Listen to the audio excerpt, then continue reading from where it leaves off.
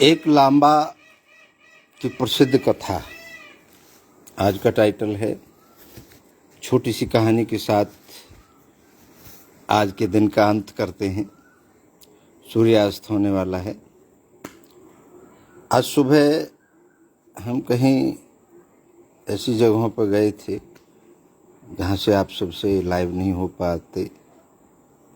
हो सकते थे। इतना टाइम हमें मिला नहीं था, तो आज आपको यह कहानी सुनाते हैं। आप सभी की इच्छाओं को नमन करता हूँ। एक मशहूर लांबा तिब्बती होते हैं। उसने अपनी जीवनी में लिखा कि जब वह छोटा बच्चा था 5 साल की उम्र में, तो उसके पिताजी, उसके दादाजी, बहुत बड़ा परिवार था, बहुत मशहूर परिवार था, बहुत पैसे वाले लोग थे। तो उन्होंने अपने 5 साल के बच्चे को स्कूल में पढ़ने के लिए भेजा। और जब पढ़ने के लिए भेजा तो उन्होंने उस बच्चे को कहा कि आपको सुबह जाना है स्कूल में, हॉस्टल में, और जब आप घोड़े पर बैठेंगे तो आपको पीछे मुड़ के नहीं देखना है। एक 5 साल के बच्चे को बोला जाए कि वो घर में ही रहा है, अभी तक अपनी माँ के साथ रहा है, अपने घर में परिवार में रहा है, उसको अचानक से बोल दिया जाए कल तुझे जाना है और पीछे मुड़ के नहीं देखना है। अगर पीछे मुड़ के देख गए, क्योंकि हमारे ख़ानदान की रीत रही है, जब बच्चा 5 साल का हो जाता है तो वो पढ़ाई के लिए भेजा जाता है गुरुकुल में, और आज तक के इतिहास में किसी ने पीछे मुड़ के नहीं देखा। वह बच्चा बड़ा बेचैन हो जाता है। उसको बताया गया कि कल सुबह तुम्हारी माँ भी नहीं मिलेगी, क्योंकि माँ मिलेगी तो तुम्हारी आंखों में आंसू आ सकते हैं, तुम्हें इतना कठोर बनना है। एक 5 साल के बच्चे को इस तरीके की बात बताई जाती है। रात को वो बच्चा सो नहीं पाता और बस उसे दिमाग में यही रहता है कि हमारे परंपरा है, हमारे नियम हैं, हमारे ख़ानदानी नियम हैं कि हमें पीछे मुड़ के नहीं देखना है। अगर पीछे मुड़ के देखते हो तो फिर आपको इस घर में, इस महल में जगह नहीं दी जाएगी और आपको छोड़ दिया जाएगा। बड़ा डरा हुआ बच्चा होता है और वह उस घोड़े पर, सुबह होती है, उसका सामान बांध दिया जाता है और उसके अंदर जो छोड़ने के लिए जो आदमी जाता है उसको उसके साथ भेज दिया जाता है। वह आदमी उसको घोड़े पर बिठाता है सुबह 5 साल के बच्चे को और लेके सीधा चल देता है। उस बच्चे का बार बार मन करता है पीछे मुड़ के देखने का, लेकिन वही बात याद आ जाती है कि हमारे ख़ानदान की परंपरा है, आज तक के इतिहास में किसी ने पीछे मुड़ के नहीं देखा। वह बच्चा उस लास्ट के मोड़ तक भी पीछे नहीं देख पाता है, अपनी परंपरा को निभा लेता है। उसके बाद उसको रास्ते में जो व्यक्ति छोड़ने जाता है वह बताता है कि अब आपको एक परीक्षा देनी है उस गुरुकुल के अंदर। अगर आप परीक्षा में फेल हो गए तो फिर आपको वापस नहीं लौट सकते। आपको पास होना ही होना है उस गुरुकुल के अंदर, और वो ले जाया जाता है।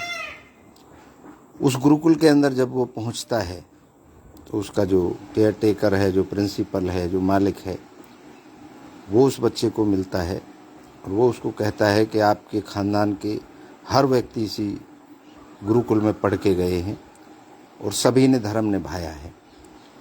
आपका ख़ानदानी जो धर्म है वो यही है कि आपको एडमिशन लेना ही लेना है। अब आपकी परीक्षा होगी और अगर आप उस परीक्षा में फ़ेल हो जाते हो तो फिर गुरुकुल में आपके लिए कोई जगह नहीं रहेगी। और इधर वहाँ से ऑर्डर हैं कि आप महल में वापस नहीं जा सकते। एक 5 साल का बच्चा है, इमेजिन करके देखिए आप, जिसको इस तरीके से बताया जाता है। तो परीक्षा शुरू होती है। तो स्कूल का जो मुख्य था, जो गुरुकुल का, वो उसको कहता है कि आप जाके गेट पे बैठ जाओ और बैठ करके आंखें बंद कर लो। आंखें बंद करके जब तक मैं ना कहूँ तब तक आंखें नहीं खोलनी। वो बच्चा जाके बैठ जाता है, आंखें बंद कर लेता है। मच्छर मक्खी सब उसके चारों तरफ भिनभिनाने लगते हैं, लेकिन उसको बार बार वही बात याद आती है, अगर मैं फेल हो गया तो फिर मैं कहीं का नहीं रहूँगा। वो आंखें बंद करे हुए बैठा रहता है। जब मच्छर मक्खी से भी बात नहीं बनती तो फिर बच्चे आते हैं चिल्लाते हुए, उसको छेड़ते हुए निकलते हैं, लेकिन फिर भी वह अपनी आंखें नहीं खोलता है, क्योंकि उसको परीक्षा में पास होना है। ये सब प्रक्रिया चलती रहती है। उसको खूब वहाँ चिल्ला चिल्ली बच्चे आते जाते हैं, खूब उसको छेड़ते हैं, लेकिन वह आंखें बंद करे हुए रहता है। धूप हो जाती है तेज, तब भी वो आंखें नहीं खोलता है। सारे शरीर में गर्मी लगने लगती है, पसीने में तरबतर हो जाता है 5 साल का बच्चा, लेकिन वो आंखें नहीं खोलता है। आखिर उसकी परीक्षा ख़त्म होती है और 6 घंटे के बाद उस गुरुकुल का जो व्यक्ति है वो आता है और कहता है, बेटा आंखें खोलो। वो आंखें खोलता है तो परीक्षा में पास हो गई। ये उस लांबा ने अपनी किताब में लिखा, अपनी जीवनी में लिखा, और फिर वो पढ़ करके और अपने नियम कायदे कानून से जीवन में आगे बढ़ता है। ये जो छोटी सी कहानी है ये बताती है कि हमारे जीवन में जब भी हमें इस तरीके की कोई परीक्षाएं, कठिनाई आती है जीवन में, तो हमें घबराना नहीं चाहिए, हमें उनका डटकर मुकाबला करना चाहिए। क्योंकि ये जो यातनाएं होती हैं जब भी आती हैं, ये हमें मजबूत करके जाती हैं। और वो लांबा लिखता है कि वही प्रिंसिपल ज़िंदगी में मेरे बने और मैं आज भी उन्हीं प्रिंसिपल के ज़रिए अपनी ज़िंदगी को एक रेस्पेक्टेड तरीके से जी रहा हूँ। वैसे ही हमारे जीवन में होता है। हम ये समझते हैं कि हमारे साथ ये क्या हो रहा है, हमारी उम्र ये है, हम इस लायक नहीं है, हमारे ऊपर एकदम से इतना बोझ आ गया है, लेकिन वो लोग मजबूत हो जाते हैं। 6 महीने का बच्चा, एक और कहानी है, रियल है। उसका पिताजी मर जाता है, उसकी माँ अकेली रहती है, 2-3 बच्चे और उसके भाई बहन होते हैं, और वो जल्दी जवान हो जाता है। अक्सर जिनके ऊपर वालिवास नहीं होते हैं, वालिवास कहते हैं, ऊपर संरक्षक नहीं होते हैं, देखभाल करने वाले नहीं होते हैं, अक्सर वो बच्चे जल्दी जवान हो जाते हैं, जल्दी जिम्मेदारियां उनके कंधों पे आ जाती हैं। वो बच्चा मेहनत करी और अपनी खेती करी, पढ़ाई नहीं कर पाया, मजबूरी थी, थोड़ी बहुत पढ़ा जितना भी समय मिल पाया, लेकिन अपने घर को चलाया। उसके बाद में उसकी शादी हुई। शादी के बाद में उसे किसी कारण से बम्बई जाना पड़ा। बम्बई जा कर के उस व्यक्ति ने वो काम किया आज जिसको अमर सिंह ठाकुर के नाम से जानते हैं। वो हमारा भाई भी है और हमारा रिश्तेदार भी है, और इस कलयुग का बहुत बड़ा दानी भी है, जिन्होंने एक इतनी बड़ी प्रॉपर्टी तैयार करी अपने पिताजी की याद में और उसे दान दे दिया। एक ऐसे व्यक्ति को दे दिया जिसको वो जानता भी नहीं था, और उसके साथ साथ उन्होंने गांव की जितनी भी ज़मीन थी सारी उनको दान दे दी। आज बम्बई में वो शान के साथ रहते हैं, उनका बड़ा कारोबार है, बच्चे हैं, पोती हैं, पोते हैं, और सबका सहयोग करते रहते हैं अपने गांव में, परिवार में। तो ये जो यातनाएं होती हैं, ये जो परेशानियां आती हैं, ये आदमी को मजबूत करती हैं। हम लोग घबरा जाते हैं कि भाई मेरे साथ ये ऐसा क्यों हो रहा है। और मैंने कई जगह पढ़ा है, कठिन रोल हमेशा हीरो को दिए जाते हैं। तो आप हीरो हैं, अगर आप कठिनाई से गुजर रहे हैं, आप मजबूत बनेंगे। सर्कस का शेर बनने से बेहतर है जंगली कुत्ता बने, क्योंकि जंगली जो कुत्ता है उसे रोज़ निकलना है, शिकार करना है, अपना पेट भरना है, जीने के लिए संघर्ष करना है। और सर्कस का शेर क्या है, जिसको बना बनाया भोजन मिल जाता है। एक बात मुझे और याद आ गई, कलकत्ता के अंदर सबसे बड़ा सर्कस था और एक दौर आया जब सभी जानवरों को छोड़ना पड़ा उस सर्कस में से। उसमें शेर थे, पांच शेर थे उस सर्कस के अंदर, और जो जानवरों के ऊपर एक कानून आया हमारे भारत के अंदर कि आप जानवरों को प्रयोग नहीं कर सकते, उनकी आज़ादी को छीन नहीं सकते। इस कारण से उस सर्कस को वो शेर छोड़ने पड़े और वो एक जंगल में छोड़े गए, पांचों शेर। उनके ऊपर टैग लगाए गए, जीपीएस सिस्टम लगाए गए कि भैया इनको शिकार करना तो आता नहीं है, अब जब ये जंगल में जाएंगे तो किस तरीके से अपने जीवन को जिएंगे, क्योंकि बचपन से ही उन्होंने शिकार करना नहीं सीखा। उनको बचपन में ही ला करके पाला गया, सर्कस के लिए तैयार किया गया और खाना उन्हें कभी खोजना नहीं पड़ा, उनके लिए अवेलेबिलिटी कराई जाती थी। अब होता क्या है कि वो जंगल में शेर छोड़ दिए जाते हैं, कैमरे लगा दिए जाते हैं। 1 महीने बाद फिर से उनकी खोज की जाती है तो पांचों शेरों को जंगली कुत्ते खा गए। जंगली कुत्ते खा गए शेरों को। ये ऐसा कैसे हुआ? क्योंकि वो शिकार करना नहीं जानते थे, उन्होंने संघर्ष नहीं जिया। और कुत्ते, जो जंगल के कुत्ते थे, उनको शिकार करना आता था, वो शिकारी थे और वो फाड़ करके उनको खा गए। जिंदगी में अपने बच्चों को इतना कमज़ोर ना बनाएं कि उनको जंगली कुत्ते खा जाएं। उनको संघर्ष ज़रूर कराएं अपने बच्चों को, चाहे आप कितने भी पैसे वाले हैं, कितना भी आपके पास फैसिलिटी हैं। उन बच्चों को रूबरू ज़रूर कराएं परेशानियों से, संघर्ष ज़रूर सिखाएं, क्योंकि बगैर संघर्ष के कोई भी व्यक्ति ना तो जीवित रह सकता है और ना मजबूत बन सकता है। स्वामी विवेकानंद जी ने बहुत अच्छी बात कही कि जिस दिन आपको कोई परेशानी ना आए, समझ लेना वो दिन आपका बेकार है, क्योंकि कोई ना कोई परेशानी आपके जीवन में आएगी, आपके दिन में आएगी, तो आप उसका हल ज़रूर ढूंढेंगे।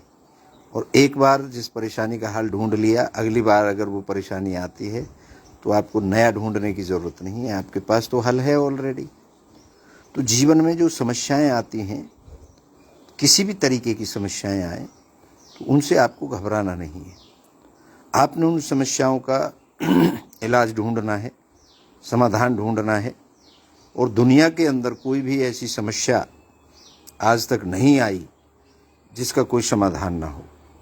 आप ढूंढ पाएं समाधान या ना ढूंढ पाएं, ये विषय अलग है, लेकिन समस्या ऐसी इस दुनिया में कोई भी नहीं बनी जो समाधान ना ढूंढ पाए, जिसका कोई समाधान ना हो।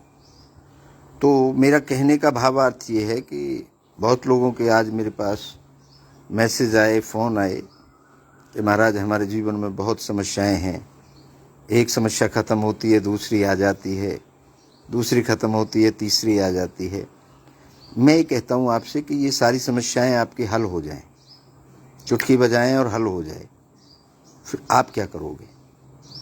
आपका संघर्ष जब जीवन में रहेगा ही नहीं, आपकी इच्छा जब सारी पूरी हो जाए। एक बात मुझे याद आ गई इसी बात को करते करते। एक पहली कहानी है, कोई पोप कथा हो सकती है, लेकिन एक आदमी था और वो चमत्कारों पे बड़ा भरोसा करता था कि ऐसा हो जाए, एक जिन आ जाए और मेरी सारी इच्छाएं पूरी कर दे। तो वो व्यक्ति एक दिन एक रास्ते पे जा रहा था, धूप हो गई, पैदल पैदल, और जाकर के एक छाया के लिए एक पेड़ मिल गया उसको। उस पेड़ के नीचे बैठ गया।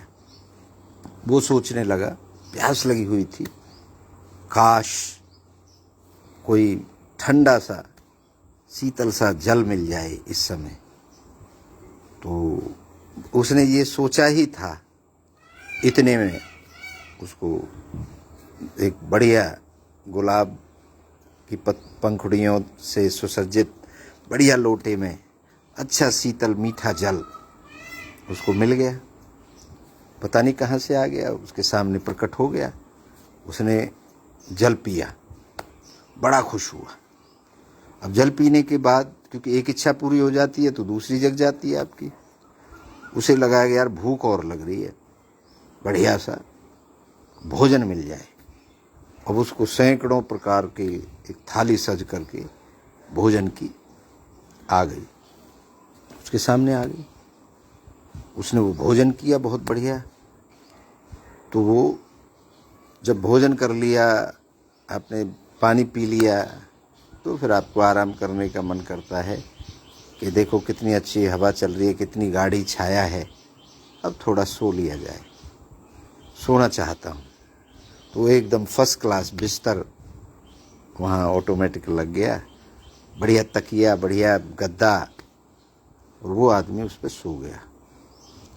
अब वो सो गया, जैसे ही वो जगा उसके दिमाग में एक ख्याल आया, अरे ये पेड़ भैया, ये कोई भूतों का चक्कर है, ऐसा कभी हुआ ही नहीं आज तक, सब अपने आप हो रहा है।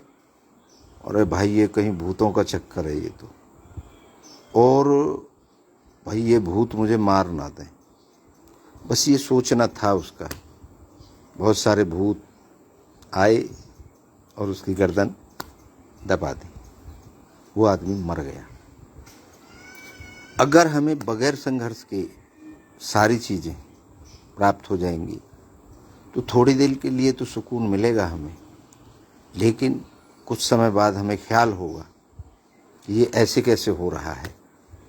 पहले बड़ी बातें सुनते थे कि जब देता है परमात्मा छप्पर फाड़ के देता है। अरे जिन्न की कहानी आपने खूब सुनी है, चमत्कारी परियों की कहानी खूब सुनी है, लेकिन ये सिर्फ कहानियों में अच्छी लगती है। अगर आपके जीवन में आप जो सोचें वो होने लगे फटाफट फटाफट फटाफट, तो आपका जीवन क्या रह जाएगा। जो चीज़ आपको संघर्ष के बाद प्राप्त होती है। एक बात और मुझे याद आ गई। एक बाप था, एक बेटा था। वह उस बेटे को बड़ा हो रहा था, इधर उधर घूमता था, कोई काम धंधा करता नहीं था, सारा दिन आवारागर्दी, किसी के बच्चे से लड़ाई कर ली, रोज़ शिकायतें उसके बाप के पास आती थी। तो उसके बाप ने सोचा भाई ये बच्चा बड़ा हो रहा है, मानता है नहीं, इसको कोई ना कोई सबक तो दिया जाए। पहले या अब जो समझदार बाप होते हैं वो बच्चे को खुद अनुभव कराते हैं, और जो बेवकूफ़ होते हैं वो ज़बरदस्ती मनाते हैं, और ज़बरदस्ती कोई मान नहीं सकता। जैसे आप किसी खिड़की पर लिख दें यहाँ झांकना मना है, और आपको भी नज़र आ जाए तो आप ना चाहते हुए भी उसमें झांकोगे। तो मना करेंगे किसी बात को बच्चे को तो उसको बार बार कहेगा। जैसे बचपन में हमने देखा कि भैया इस आग को, इस चिलम को, जब हम छोटे थे तो हमें कहते थे भैया इस चिलम में मत छेड़िए, गर्म है, लेकिन मानते थोड़ी। चिलम में खूब पकड़े, लेकिन एक दिन जिस बच्चे ने पकड़ ली वो जीवन में दोबारा नहीं पकड़ पाए, क्योंकि उसका हाथ जल गया, अनुभव हो गया। तो उस बाप ने उस बेटे को सबक सिखाने का प्लान किया, और वो उसे रोज़ाना 1 रुपया देता था। और सामने कुआं था, कहता था बेटा ये रुपया ले और कुएं में फेंक दे। वो लड़का जाता था, कुएं में फेंकता था, ताली बजाता था और खुश हो जाता था। ऐसा उसने 1 महीने तक किया। 1 महीने बाद एक दिन उसके बाप ने कहा कि बेटा अब ऐसे कर, आज तू 1 रुपया कमा के ले आ। बेटे ने कहा बस 1 रुपया तो बाएं हाथ का खेल है। वो गया, उसने अपनी माँ से मांगे, माँ को मना कर दिया, पिताजी ने इसको रुपया नहीं देना है। अपनी बहन से मांगा, भाई से मांगा, चाचा से मांगा, ताऊ से मांगा, लेकिन सबने मना कर दिया। तो फिर वो पूरा दिन कभी किसी के पास जाए, कभी किसी के, दोपहर तक जब नहीं मिला तो फिर वो एक सब्जी मंडी में गया और एक व्यक्ति को जाके बोला जी मुझे 1 रुपया चाहिए। उसने कहा भाई ये ट्रॉली है, ये भरी हुई है सब्जी से, आप इसको पूरी को खला के वहाँ रख दो, मैं आपको 1 रुपया दे दूँगा। अब एक ट्रॉली पूरी खलाई उस बच्चे ने और पूरी वहाँ पे रखी, पूरा पसीने से तरबतर हो गया, बड़ी मेहनत लगी, और जब वो के सेठ जी हो गया काम तो उन्होंने 1 रुपया उस लड़के को दे दिया। अब वो बड़ा संघर्ष किया है, पूरा दिन भटका है और मेहनत करी है, तब 1 रुपया कमाया। ले जाके पिताजी के पास गया, कहा हाँ पिताजी मैं ले आया। तो पिताजी ने कहा बेटा ये रुपया जाके कुएं में फेंक दे। तो उस बच्चे ने कहा मैं इतनी मेहनत से, इतनी यातनाओं से ये 1 रुपया कमाया है मैंने, और आप इतनी आसानी से कह रहे हो कि इस रुपये को कुएं में फेंक दो। मैं तो नहीं फेंकूंगा। तो बेटा जो 30 दिन आपने 30 रुपये फेंके थे वो क्या फ्री में आ गए थे? उस बच्चे को बोध हुआ, ध्यान हुआ कि 1 भी रुपया, 1 भी पैसा अगर बाप का है तो इसका मतलब ये नहीं है कि वो बगैर मेहनत के आ गया है। उस बाप ने उस रुपये के लिए इतनी ही मेहनत करी होगी जितनी तुम कर रहे हो। तो ये ज़िंदगी में हमारी ये छोटी छोटी कहानियाँ ज़िंदगी का इंडिकेशन देती हैं, हमें बताती हैं, समझाती हैं। हार मानने जैसी कोई चीज़ नहीं होती। हारता हमेशा वो है जो कायर होता है, कुछ कर नहीं सकता। समस्याओं का समाधान वो नहीं कर सकता जो जीवन में संघर्ष करना नहीं चाहता। सब कुछ बटन दबाया सब कुछ आ जाए, ऐसा चमत्कार कहानियों में होता है। रियल लाइफ में कोई चमत्कार नहीं होते। रियल लाइफ में सिर्फ एक ही चीज़ है, बस काम करना है, आपको एक्शन करना है। जब तक आप एक्शन नहीं करोगे, जीवन में बैठे रहोगे, इंतज़ार करते रहोगे, दूसरे के भरोसे बैठे रहोगे, ठीक है। और एक और बात, मेरा अनुभव है, मैं अपना अनुभव बता रहा हूँ। अगर आपको किसी को बर्बाद करना है, वैसे तो मेरी नियति ये नहीं है कि मैं इस बात को बताऊं, लेकिन फिर भी आप एड लेना शुरू कर दें या देना शुरू कर दें, फ्री में चीज़ें लेना शुरू कर दें। कोई आज आपको, जैसे हमारे समाज के अंदर मैंने बहुत लोगों को देखा है कि शराब की लत लगानी है तो वो फ्री में शराब पिलाएंगे। उसको कभी नहीं कहेंगे कि तू पैसे खर्च कर, अरे 1 पैक ले ले भैया, ले ले 1 पैक, कोई फर्क ना पड़े, अरे अब तो आजकल तो दुनिया पी रही है, 1 बीड़ी पी ले, 1 सिगरेट पी ले। ये कौन लोग हैं? ये वो लोग हैं जो आपका नुकसान चाहते हैं, जो आपको गलत राह पर लेके जाते हैं। ऐसे लोग आपको बहुत कम मिलेंगे जो ये कहेंगे कि बेटा तेरे पास कौन सी किताब नहीं है, ये मैं देता हूँ। या ऐसे नहीं कहेंगे आपसे कि बेटा ये किताब ज़रूर पढ़ना, ये मेरी तरफ से गिफ्ट है आपको। ऐसे लोग आपको समाज में कम मिलेंगे। लेकिन ऐसे लोग ज़रूर मिल जाएंगे आपको, अरे कोई फ़र्क ना पड़ रहा है यार, 1 बीड़ी पी ले, 1 सिगरेट पी ले, 1 पैक ले ले, अरे यार बियर में कुछ ना है, बियर पी ले। ऐसे लोग आपको अपना पैसा खर्च करके भी आपके बच्चों को बिगाड़ना चाहेंगे, आपको बिगाड़ना चाहेंगे, आपको जिस राह पर आप चल रहे हैं, संघर्ष वाली राह पर, उससे विचलित करना चाहेंगे। अब रास्ता, जैसे मैंने कल भी कहा, रोज़ कहता हूँ कि कसूरवार कोई नहीं होता। अगर आप अच्छा कर रहे हैं तो भी आप कसूरवार हैं, और बुरा कर रहे हैं अपने लिए तो भी कसूरवार आप हैं। कोई भी दुनिया में आपको बिगाड़ नहीं सकता। हम जब कोई भी गलत बात हो जाती है तो दूसरे पर इल्ज़ाम लगा देते हैं, अरे हमारा छोरा तो फलाने ने बिगाड़ दियो, वह की संगति में रहने लगे हो। ये गलत बात है। आप अपनी संगति में रखिए अपने बच्चों को, अपने से बात करिए। मैंने बहुत माँ बाप को देखा है कि बच्चों से ज़्यादा बात ही नहीं करते। बच्चों को बात करने के लिए कोई चाहिए, फिर वो बाहर ढूंढते हैं, और बाहर उनको बात करने वाले मिल जाते हैं, तो फिर उनकी बातों में आ जाते हैं। तो आप अपने बच्चों के दुश्मन खुद हैं, ये ध्यान रखिए। आप खुद अपने बच्चों से बात करिए, दोस्त की तरह रहिए। उनकी कोई समस्या है उसको सुनिए और उनसे हल करवाइए, उनका सहयोग करिए। दूसरा आदमी क्या करेगा? दूसरा तो आपके बच्चे को, क्योंकि उसका बच्चा थोड़ी है वो तो आपसे बदला लेने के लिए आपके बच्चों को गलत राह पर लेकर के जाएगा, गलत शिक्षाएं देगा, फंसाने का काम करेगा। जो आदमी आपके ऊपर प्रहार नहीं कर पाया किसी कारण से, आप मजबूत रहे, वो आपकी कमज़ोर कड़ी ढूंढेगा। और कमज़ोर कड़ी, सबसे जो कमज़ोर कड़ी होती है वो बच्चे होते हैं, क्योंकि बच्चों के पास तो अनुभव नहीं होता। शुरुआत होती है उनके जीवन की, उन्हें हर चीज़ वो अच्छी लगती है जो चीज़ आसानी से प्राप्त हो जाए, जिसमें इजी रहे। और इजी जो चीज़ें हैं, कठिन चीज़ें आदमी को संघर्ष की तरफ लेके जाती हैं। तो अपने बच्चों को आप मोटिवेट करें, ऐसे लोगों की किताबें पढ़वाएं जिन लोगों ने वास्तव में जीवन में कुछ किया है, जिन्होंने इतिहास बदले हैं। हमारे देश का इतिहास रहा है एक से एक क्रांतिकारी, एक से एक जिन्होंने युग को परिवर्तन किया। ऐसे लोगों की कहानियाँ उन्हें बताइए, समझाइए, पढ़ाइए। और कम से कम मैं तो ये कहूँगा हर पेरेंट्स को 1 घंटे का वक्त, क्योंकि यही जो बचपन में संस्कार हैं, बचपन में जो उनके लिए लय बनानी है, बचपन में जो उनको मैच्योरिटी देनी है, जो अनुभव आपको देने हैं, खुल करके अपने बच्चों के साथ बात करिए। शर्माइए मत, झिझकिए मत। और अगर कोई शब्द आपको नहीं मिल पाते तो आजकल लाइफ कोच हैं बहुत, आपके यूट्यूब पे भी हैं, और बहुत से ऐसे लोग हैं जो बताते हैं कि पेरेंट्स को बच्चों के साथ में किस तरीके से व्यवहार रखना चाहिए, बच्चों के साथ में किस तरीके से उनको संस्कार देने चाहिए। तो आजकल तो इतनी फैसिलिटी है, इतनी अवेलेबिलिटी है, आप अपने बच्चों के साथ जितना फ्रेंडली रहोगे, उनकी पूरी बातें सुनिए, उनके साथ में मतलब हंसिए, बोलिए, बातें करिए।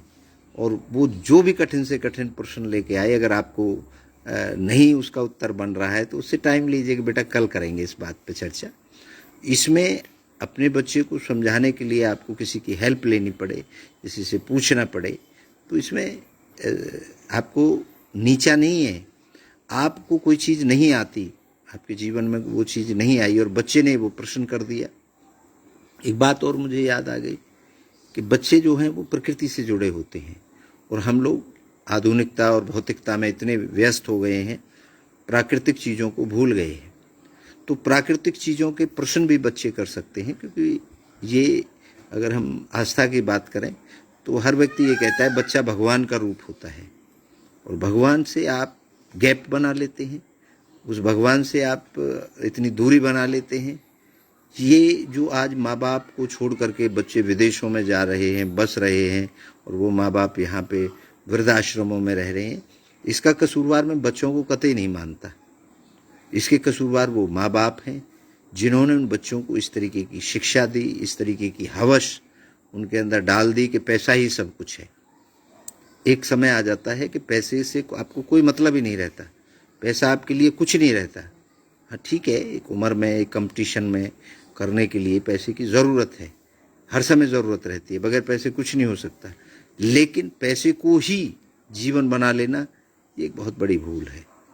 तो मैं तो चर्चा आज की जो मेन है वो यही है कि आप अपने जीवन में अपने कुछ प्रिंसिपल रखिए, परेशानी आए बिल्कुल उनको अपने प्रिंसिपल से पीछे ना हटें। आप अगर सत्यवादी हैं, सत्य बोलना चाहते हैं, तो बिल्कुल सत्य पे अड़े रहिए। हाँ, परेशानी आ सकती है, किसी को लुभाने के लिए आप झूठ बोल देते हैं, किसी को अटेंशन लेने के लिए आप झूठ बोल देते हैं, वैलिडेशन लेने के लिए झूठ बोल देते हैं, तो इनका कोई फ़ायदा नहीं है। झूठ झूठ होता है, सच सच होता है। एक ना एक दिन ये गुजरेगा और रियलिटी सामने आएगी। ऐसा कोई व्यक्ति नहीं है जो सिर्फ आपका है। अगर आपने किसी को कोई बात कह दी तो डेफिनेटली, अगर आपने किसी की चुगली कर दी, डेफिनेटली वो बात एक दिन घूम करके उस व्यक्ति तक पहुंच जाएगी। किसी के लिए बुरा कह रहे हैं आप, उसके पास पहुंच जाएगी वो बात। आप ये समझेंगे कि भैया मेरे जैसा स्मार्ट कोई नहीं है, मैं जो कह रहा हूँ किसी दूसरे को। ये बहुत बड़े बड़े विद्वानों ने लिखा है कि दीवारों के भी कान होते हैं। हम किसी के लिए भी अच्छी अच्छी बातें करें तो बढ़िया रहेगा। वो आदमी कभी बेशक आपका दुश्मन भी है, और वो कभी किसी के मुंह से सुनेगा भाई उस आदमी ने तो तारीफ़ करी आपकी, तो वो दुश्मन भी खुश होगा। लेकिन हम क्या करते हैं, हम दूसरे की बुराइयाँ, क्योंकि मुंह पे कहने की तो हमारी औकात नहीं है, हमारे अंदर ताकत नहीं है, हम पीछे उसके लिए उल्टी सीधी बातें करते हैं। जो ये उल्टी सीधी बातें पीछे करने की बात है, अगर आपके अंदर ताकत है, हिम्मत है, तो उसके मुंह पे कहिए। वो आदमी अगर गलत होगा तो एक्सेप्ट करेगा, और आप गलत होंगे तो वो आपको उसका जवाब दे देगा। तो इस तरीके से पीछे चुगली करना, पीछे उसके बारे में गंदी संदी बातें करना, और जैसा आप करोगे वैसे ही आपके बच्चे सीखेंगे। एक दौर आया था, लोगों के अंदर एक जुनून था कि मेरे बच्चे विदेशों में पढ़ें और विदेशों में नौकरी करें, क्योंकि विदेशों में पैसा ज़्यादा होता है। वो दौर ऐसा रहा, उस दौर के अंदर बच्चे जा कर के विदेशों में सेटल हो गए, अपनी फैमिलियाँ वहाँ बना ली और वो नहीं आए वापस। आज वो माँ बाप कोई सड़ के मर रहा है, किसी की लाश 2 महीने में मिल रही है, किसी की 3 महीने में मिल रही है, पड़ोसियों के द्वारा खोजी जा रही है, कोई जा कर के आपके वृद्धाश्रम में रह रहा है। तो ये सब चीज़ों के हम जिम्मेवार हैं। अगर हमारे बच्चे हमसे दूर जा रहे हैं तो हमने ही कहीं ना कहीं उसमें बीज बोया है, उसके दिमाग को ट्रेंड किया है कि भैया तुम्हें इनसे आगे निकलना है। हमने कभी ये नहीं बताया बच्चों को कि तुम्हें बेहतर ज़िंदगी जीनी है। बेहतर कौन सी ज़िंदगी है? किसी की मदद कर सकते हैं, अगर तुम पे कुछ एक्स्ट्रा है, अगर एक्स्ट्रा भोजन है तुम्हारे पास तो खुद खाने के साथ साथ दूसरे को भी खिला दीजिए। एक्स्ट्रा तुम्हारे पास कोई धन है तो किसी की हेल्प कर सकते हो। लेकिन हमने क्या बताया है कि तुम्हें बड़ी से बड़ी गाड़ी में घूमना है, ब्रांड के कपड़े पहनने हैं, फलां चीज़ रखनी है और सबसे आगे निकलना है और मेरी उसका बदला लेना है, वगैरह वगैरह। बच्चों को क्यों घसीटते हो इन चीज़ों में? अगर किसी चीज़ को आप पूरा नहीं कर पाए अपने जीवन में तो कोई बात नहीं, बच्चों को अपने जीवन को जीने दीजिए, बच्चों पे थोपिए मत। तो बहुत सी ये चीज़ें हैं ज़िंदगी में जो हमें थोड़े से हमारे फैसलों से हमें बहुत दूर ले जाती हैं। तो मैं तो आज मेन मुख्य बात यही कहूँगा कि अपने बच्चों के साथ कितना भी बिजी शेड्यूल हो, आपको 1 घंटे ज़रूर बैठें अपने बेटों के साथ। अपने अगर बहुएँ आ गई तो बहुओं के साथ, अपने पोती पोते हैं उन सब के साथ एक फैमिली इकट्ठा बैठ कर के खाना खाती है। बेशक वो गरीब भी है तो उनको आनंद मिलता है।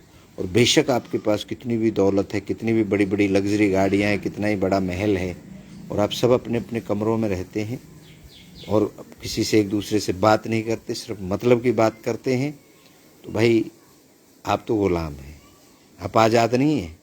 आज़ाद वो हैं जो बाप बेटे से, बेटा बाप से, बेटी बाप से, बहू ससुर से, एक मतलब खुले विचारों की तरह अपनी कोई बात है, कोई समस्या है, और ऐसा कोई इस दुनिया में घर नहीं है जहाँ पर समस्याएं ना हों। समस्याएं रहेंगी जीवन में और समाधान केवल और केवल, क्योंकि आपका सबसे बड़ा दोस्त अगर इस दुनिया में कोई है तो वो आप खुद हैं। अगर कोई सबसे बड़ा दुश्मन अगर कोई इस दुनिया में है आपका तो वो आप खुद हैं। तो आपको अपने आप से दुश्मनी करनी है, दोस्ती करनी है, तो आपके हाथ में है। जीवन आपका है, जीना आपका है, इच्छा आपकी है, आपको पूर्ण करनी है नहीं करनी है। कौन सी इच्छा आपके लिए अच्छी है, कौन सी बुरी है, आपसे ज़्यादा इन बातों को कोई नहीं जान सकता। आप ही जान सकते हैं इन सब बातों को। तो मैं तो आपसे आज यही कहूँगा कि अपने बच्चों के साथ, अपने परिवार के साथ आप हमेशा खुश रहें। किसी की कोई अगर ज़रूरत है वो आप किसी कारण से पूरी नहीं कर पाते हैं तो उनको समझाया जा सकता है कि बेटा हमारी अभी स्थिति नहीं है। एक और बात मुझे याद आ गई, बड़ी पुरानी बात है, ऊँट बिकते थे उस समय की बात है। तो गांव में सबके पास ऊँट थे, एक परिवार था जिसके पास ऊँट नहीं थे। तो बच्चे को बड़ी चाव होता है कि बाबा हम भी ऊँट लेंगे। तो एक ऊँट बेचता हुआ घूम रहा था, वो चिल्ला चिल्ला के कह रहा था कि 1 रुपये का ऊँट है भाई, ले लो, बड़ा मंदा ऊँट जा रहा है, 1 रुपये का ऊँट ले लो। वो बच्चा भागा भागा अपने पिताजी के पास गया, पिताजी बड़ा सस्ता ऊँट मिल रहा है, 1 रुपये का मिल रहा है। तो उस बाप ने कहा बेटा अभी हमारे पास 1 रुपया नहीं है, तो जब पैसा होगा तब लेंगे। वो बोलेगा फिर महंगे हो जाएंगे। उसने कहा कोई बात नहीं, अभी व्यवस्था 1 रुपये की हमारे पास नहीं है। वो बच्चा समझ गया कि भैया बाप के पास अभी व्यवस्था नहीं है, छोड़ दो, क्या कर सकते हैं, जब 1 रुपया नहीं है तो ऊँट कैसे लाएंगे। लेकिन कुछ दिन के बाद एक आदमी चिल्लाता घूम रहा था कि 100 रुपये का ऊँट है भाई, 100 रुपये का ऊँट। तो उस बाप ने उस बेटे को बुलाया कि बेटा इधर आओ, जाओ ये 100 रुपये लो और ये ऊँट ले आओ। उसने कहा जी उस दिन तो आपके पास 1 रुपया नहीं था। उसने कहा वो समय अलग था, अब मेरे पास 100 रुपये हैं, जाके अपना शौक़ पूरा करो और ऊँट खरीद के ले आओ। तो बच्चे बिल्कुल समझ जाते हैं आपकी सारी बातें। अगर आप प्रेम के साथ समझाएंगे, दबा के समझाएंगे, उनको टॉर्चर करेंगे तो कोई भी नहीं समझ पाता। तो अपने परिवार के साथ आप खुश रहें, ऐसी मतलब मेरी इच्छा है। आप हमेशा खुश रहें, आपकी हर इच्छा पूरी हो, आपके परिवार की हो, आप हर तरीके से खुश रहें। आप सभी की इच्छाओं को एक बार पुनः नमन करता हूँ। आप सबकी जय हो।